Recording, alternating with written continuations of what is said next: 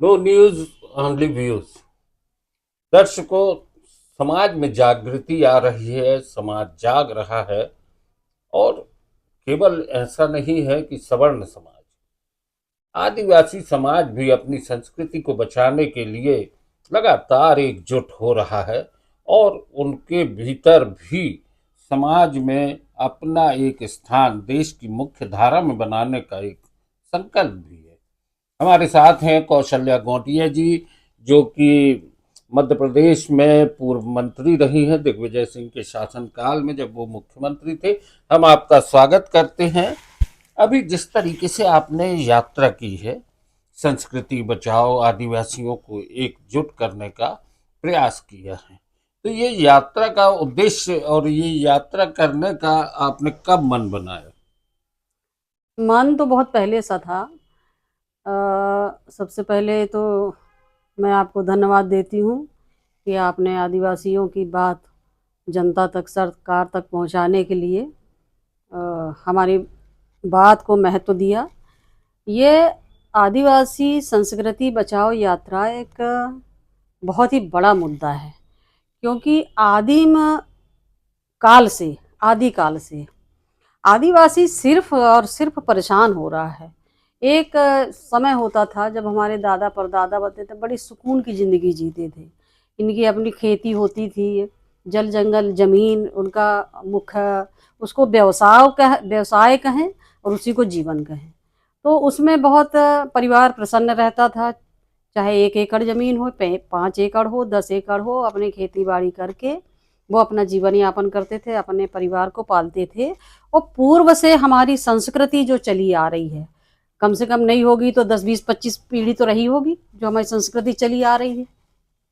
देखिए, आदिवासी समाज के जो देवी देवता हैं, जो हमारे देवालय हैं, वो अन्य देवी देवताओं से भिन्न है और उनकी मान्यता हमारे समाज में बहुत ही ज़्यादा है।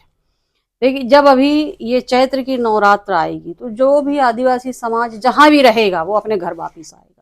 उसका कारण ये है कि हमारे पूर्वजों ने जो घर में देवी देवालयों को स्थापित किया है, तो वो सारे लोग तो सब नाम नहीं जानते, बाहरी लोग तो नहीं जानते ना। वो हमारे गुप्त देवी देवता हैं, उनसे आज हमारी पीढ़ी भटक रही है, क्योंकि उनको बाहरी आवरण जो दिख रहा है, उनको लग रहा है कि ये हमारा धर्म है। नथिंग, हमारा धर्म बिल्कुल अलग है। आप आदिवासी हमारा आदिवासी धर्म ही अलग है। हम आदिवासी समुदाय से हैं और मुझे गर्व है कि मैं आदिवासी हूँ।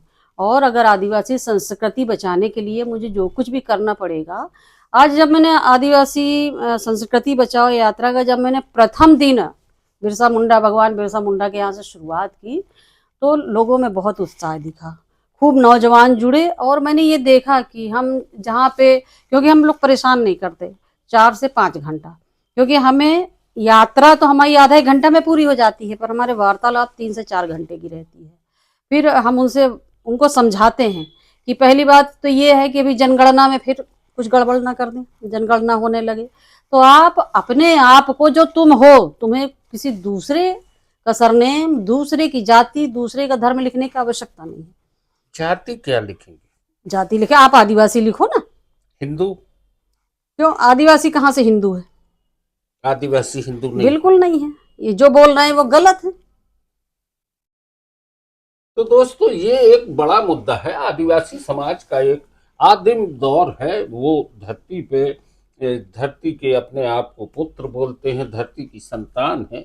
जल जंगल जमीन उन्हीं ने बचा के रखा है। कौशल्य जी, आपने जब ये संस्कृति बचाओ अभियान के तहत यात्रा शुरू की, आधार ताल से आपने शुरू की, तो कहाँ कहाँ तक हो गया? हमारी यात्रा अभी सुहागी, जो हमारी आदिवासी बस्तियां हैं, क्योंकि जहाँ हम जाते हैं तो हमको हमारे देवालय मिल ही जाते हैं खेर माता के रूप में। ये हमारी प्रथम देवी है, गांव की रक्षक है।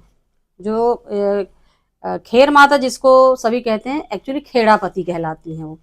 पूर्व में आप देखोगे तो खेड़ा का मतलब गांव होता है, तो उसका अपभ्रंश नाम खेरापति हो गया है, या खेर माता कह लो। तो आपको जहाँ भी आप आदिवासी क्षेत्रों में जाओगे ना, तो आपको खेर माता चाहे वो मूर्ति के रूप में मिले, चाहे पत्थर के रूप में मिले, चाहे पिंडी के रूप में मिले, आपको एक चबूतरा या मंदिर या मढ़िया कुछ मिले, यानी दिवाला मिलता है। देवालय। ये हमारे आदिवासी समाज की संस्कृति का प्रथम चरण है। खेर माता, आप सारे लोग तो खेर माता को जल चढ़ाने जाते हैं, पर खेर माता के बारे में कितने लोगों को पता है? खेर माता हमारी गांव की रक्षक होती हैं। हम तो पूर्वजों से मिलते, अपने उनसे मिलते हैं, बुजुर्गों से जाके। अब ये समय जो आया है ना, होली, अब ये समय पूरा गांव बंधता है मंत्रों द्वारा। जो हमारा पंडा होता है, पंडा गांव का मुखिया, गांव के लोग, बैठक होती है और पूरी शुद्धताई के साथ जितना आदिवासी का पूरा क्षेत्र होता है उनको मंत्रों द्वारा, गुप्त देवी देवताओं द्वारा बांधा जाता है। ये हमारी पौराणिक मान्यता है। और बांधा जाता है कि हमारे गांव पे कोई भी संकट ना आए। पहले कितने सारे संकट, जीव जंतु घुस आते थे, शेर घुस आता था, लकड़बग्गा घुस आता था, और आताताई आक्रांता घुस आते थे। तो इन सब सारी चीजों से बचने के लिए हमारे पूर्वजों ने बड़ा सिस्टमेटिक व्यवस्था की हुई थी। यानी एक तरह से देखा जाए कि आप अपनी संस्कृति में अपने देवी देवताओं को, अपने दिवालों को और नई पीढ़ी से जोड़ने का एक प्रयास करें। अब मुद्दा आता है, जैसा आपने कहा, गांव गांव बचे नहीं, गांवों को शहरों में जोड़ दिया गया, आदिवासियों की जमीनें जो हैं वो भी नहीं रही। तो आपके पास ये शिकायतें भी आती हैं? देखिए, कुछ षड्यंत्रकारी लोग जिनको ये मानते हैं कि आदिवासी हिंदू हैं, तो मेरा मानना ये है कि जैन समाज कितना है, वो अपना धर्म मानते हैं ना, और अपने धर्म को बचाए हुए हैं, अपने संस्कृति को बचाए हैं। क्रिश्चियन कितने हैं, वो भी अपने धर्म को, अपने चर्च को बचाए हुए हैं, अपने धर्म को मानते हैं। सिख कितने हैं, वो भी गुरुद्वारे संडे को जाते हैं और अपने पूरे गुरु ग्रंथ साहब को पूरी उनका समाज मानता है। हमारा आदिवासी समाज राजनीतिक तौर पे, आर्थिक तौर पे, बौद्धिक तौर पे, आर्थिक थोड़ा सा कमजोर होने के कारण आज वो उस मुकाम तक नहीं पहुंच पाया, क्योंकि ये लड़ाई पूरे देश में चल रही है। हमने अपना धर्म कोड मांगा है और हमारी हमेशा ही बैठक भी होती है, आंदोलन होते हैं, धरना होते हैं। हमारे नेता प्रतिपक्ष ने सदन में बोला है कि भाई हमारा ये, हम जब शादी ब्याह करते हैं, हमारा शादी ब्याह का सिस्टम ही अलग होता है हम लोग का। आप कभी एक काम करें, जब भी किसी आदिवासी के यहाँ शादी हो, पूरी शादी को अटेंड करें, आपको समझ में आ जाएगा। पंडित नहीं आता है, फेरे नहीं होते, फेरे होते हैं, पूरे फेरे होते हैं। उस फेरे में जो आज की आधुनिक शादी है और हम लोगों की शादी है, उसको आप देखो कि ये मंडप में कितने तरह की लकड़ी लगती है। हमारे आदिवासी समाज का मूल मंत्र है पंचभूत। पंच तत्वों को हम अलग अलग रूपों में मानते हैं। आसमानी क्या है? आकाश। आप हमारे देवी माल बाबा का नाम जानते हो? आप माल बाबा हमारे यहाँ नागराज को कहते हैं, हम लोग उनकी पूजा करते हैं। विंध्यवासिनी और शारदा माता, ये आदिवासियों की मुख्य देवियां हैं। क्या था, ये आधुनिक देवियां आप देख रहे हो। जब ये घोर जंगल, घनघोर जंगल होते थे, तब की ये देवी हैं शारदा माता। आप कथा पुराण में सुनी रहे हैं। विंध्यवासिनी ऐसे घोर जंगल में विराजमान थी, वो विंध्य की देवी मानी जाती थी। जबलपुर में जो बड़ी खेरमाई मंदिर, ये पूरी हमारी आदिवासी संस्कृति है। बूढ़ी खेरमाई, मैंने बूढ़ी माता, बड़ी खेर माता। जैसे क्या है कि देवी देवताओं का हर समाज में और हर धर्म में अपने देवी देवताओं का महत्व है। जब हर समाज में अपने देवी देवता का महत्व है, और हम तो पौराणिक काल के लोग हैं, आप हमको समाज से विमुख क्यों करना चाहते हो? हमारी संस्कृति से खिलवाड़ क्यों कर रहे हो? हमारी संस्कृति का राजनीतिकरण मत करो, उनको चैन से रहने दो, चैन से जीने दो। हमारा आदिवासी समाज समुदाय में रहना पसंद करता है। आप जहां देखोगे कि वो अगर एक आपके बीच में आ भी जाएगा तो उसको अच्छा नहीं लगेगा, वो वापस चला जाएगा। समुदाय में रहता है, उनकी अपनी बोली भाषा है, उनके अपने रीति रिवाज हैं, उनका अपना अलग भोजन है, अलग से उनको जंगलों में मजा आता है। अभी महुआ का समय आएगा, वो महुआ बीनने जाएंगे, जड़ी बूटियों में उनको उगाने में, लगाने में, तोड़ने में मजा आता है। तो जो आदमी का डीएनए चाहे जितने हजार वर्ष हो जाए, वो डीएनए ही काम करेगा आदमी का। मेरा डीएनए आदिवासी है, मैं इतनी पढ़ लिख गई हूँ, सब कुछ है, हर सर्व समाज के साथ मैं रहती हूँ। पर जब हमें ये लग रहा है कि आज आदिवासी समाज के साथ ज्यादती हो रही है, तो मुझे ये कदम उठाना पड़ा। अच्छा, अभी आपने नेता प्रतिपक्ष की बात कही थी कि उन्होंने कहा था कि हम आदिवासी हैं, हिंदू नहीं हैं, हमारा धर्म आदिवासी है। तो अभी हाल ही में आदिवासी की बात जब आई है, तो नेता प्रतिपक्ष को कैबिनेट मंत्री कैलाश विजयवर्गीय ने जिस तरीके से विधानसभा में जो संवाद हुआ है, उसमें उनसे कहा गया कि औकात में रहें, और बड़ा विवाद मच गया इसको लेकर। आप क्या कहना चाहेंगी कि इस तरीके के संवाद, आप तो विधानसभा में भी रही हैं, और इस तरह की भाषा का प्रयोग होना, और खासकर नेता प्रतिपक्ष उमंग सिंघार के साथ, असंसदीय भाषा है ये विधानसभा जो होती है वो विधायनी कहलाती है, कानून बनाने वाला घर, जहाँ पे हम मध्य प्रदेश से सारे विधायक, जनता उनको चुन के भेजती है कि आप उनके अधिकारों के लिए लड़ेंगे। वहाँ पे हमारे लिए सुलभ अच्छे कानून बनाएंगे, जिससे जल जंगल जमीन, रोजी रोटी सारी वहाँ से संचालित हो। और आज देखने में ये आता है कि इतने सारे विधायक चुन के गए हैं, बस सरकार विधानसभा नहीं चलाना चाहती, क्योंकि उनको आम जनता के प्रश्नों के जवाब देना पड़ेगा। सबसे बड़ी बात ये है कि आज आदिवासी समाज की स्थिति को इन नेताओं ने बहुत बुरी कर दी है। ये सोचते हैं कि आदिवासी समाज अस्तित्व विहीन है, तो जिसके मुंह में जो आता है, ये लोग ना, सत्ता का मद इनके ऊपर इतना चढ़ गया है कि ये आदमी को आदमी नहीं समझ रहे हैं। ये कोई शब्द है कि नेता प्रतिपक्ष औकात में रहे। औकात शब्द का मतलब क्या होता है? मतलब आपकी कोई बाउंडेशन है, औकात, आपने कौन सा ऐसा शब्द का अर्थ निकाल के उनको ये बोला कि आप औकात में रहें? मतलब क्या? वहां पे जो भी विधायक प्रश्न करेगा, जो भी विपक्ष का नेता बात करेगा, तो भारतीय जनता पार्टी के जो मंत्री हैं या नेता हैं, वो जो चाहें हम वो बोले, उनको जो मन में आएगा वो कहेंगे, वो बेइज्जती करेंगे, इंसल्ट करेंगे। ये पूरे देश में हो रहा है।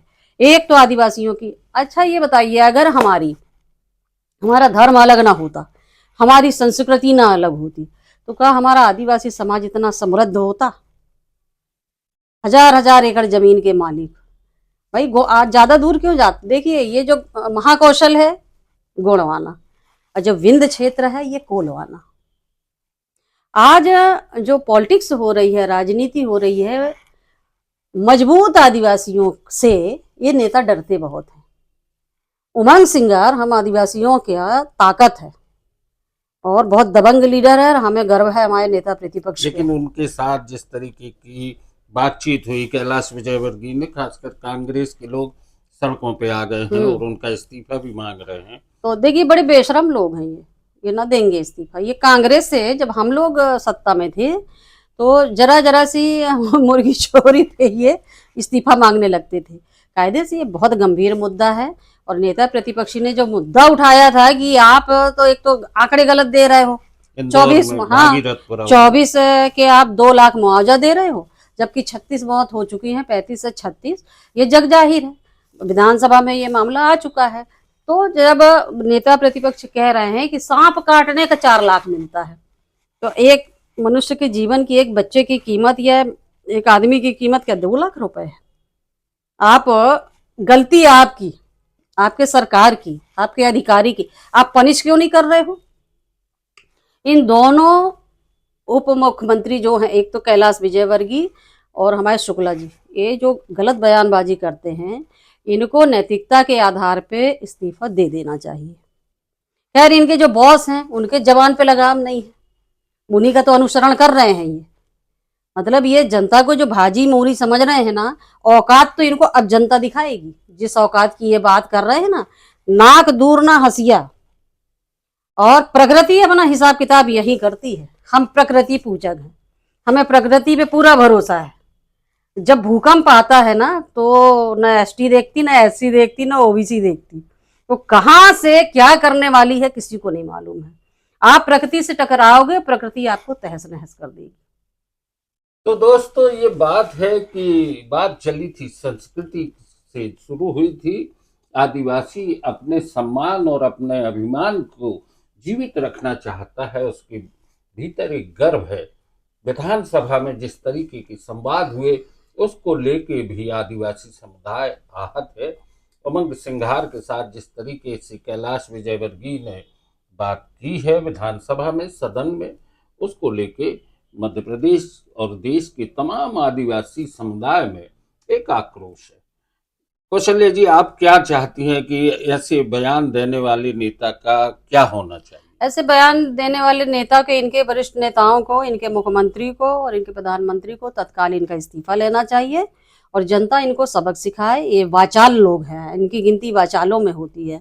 और ये जनता को जिस तरह से, मतलब कैलाश विजयवर्गीय का ये पहला बयान नहीं है, 7-8 बयान हैं जो मर्यादा विहीन है। हम एक सभ्य समाज में रहते हैं।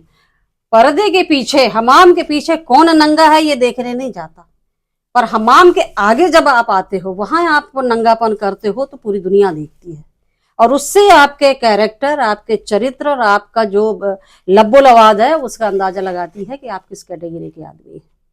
अब एक बात और, वो उमंग सिंगार हमारी जमुना बुआ का भतीजा है, वो डरने वालों में से नहीं है और पूरा आदिवासी समाज उसके साथ खड़ा है। ये गलत फहमी में बिल्कुल ना रहें लोग कि उसको ऐसे बदतमीजी करके और ऐसी गलत बयानबाजी करके आप उसको नीचा दिखा रहे हो। पूरा आदिवासी समाज उमंग सिंगार के पीछे खड़ा हुआ है, कंधे से कंधे मिला के। इनकी तो हम लोग ईंट से ईंट बजा देंगे जो किस उसमें है। तो दोस्तों ये चर्चा आज आपने सुनी नो न्यूज ऑनली व्यूज पर, और निश्चित है कौशल्या गोटिया जी आदिवासी समुदाय से हैं और पूर्व राज्य मंत्री भी हैं, विधानसभा की कार्यवाही भी जानती हैं और उन मर्यादाओं को भी जानती हैं जो संसदीय परंपरा से होती हैं।